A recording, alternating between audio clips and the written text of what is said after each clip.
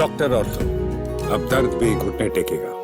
तमिलनाडु के करूर में शनिवार को टीवी के प्रमुख विजय की रैली में भगदड़ मचने से 39 लोगों की मौत हो गई।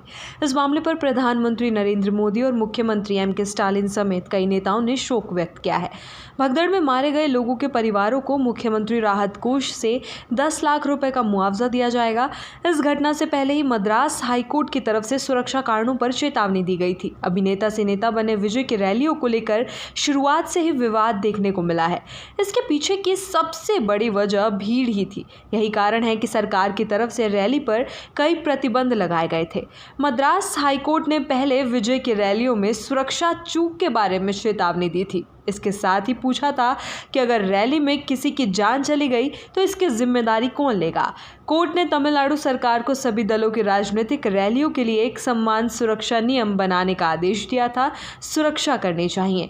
करूर में हुई इस घटना के बाद से अब सवाल उठने लगे हैं कि इन चेतावनियों को नजरअंदाज किया गया। इस बीच केंद्रीय गृह मंत्रालय ने तमिलनाडु सरकार से इस हादसे के संबंध में रिपोर्ट मांगी है। करूर में विजय एक रैली को संबोधित कर रहे थे जिसमें हजारों की संख्या में लोग शामिल हुए थे। बड़ी संख्या में लोगों के शामिल होने के पीछे की एक वजह थी कि लोग विजय की एक झलक पाना चाहते थे। यही कारण है कि बड़ी संख्या में युवा और महिलाओं समेत बच्चे भी इसमें शामिल हुए थे। कार्यक्रम की शुरुआत भले ही शाम 7 बजे के आसपास हुई हो, लेकिन लोग सुबह 11 बजे से ही जुटना शुरू हो गए थे। प्रशासन की माने तो इस कार्यक्रम में 10,000 लोगों के जुटने की संभावना थी। हालांकि इससे कई गुना लोग ज़्यादा जुट गए। लोगों को सांस लेने में दिक्कत हुई।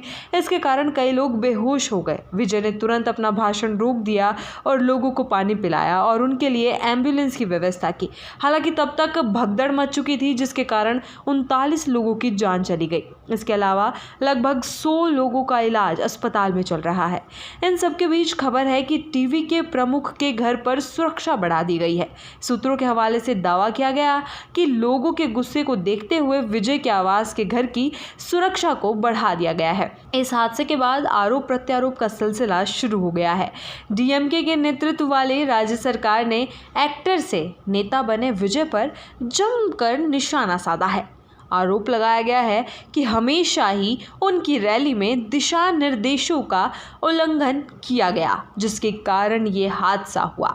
राज्य सरकार ने सूत्रों के हवाले से बताया कि आयोजकों ने पीने के पानी और खाने की उचित व्यवस्था नहीं की थी।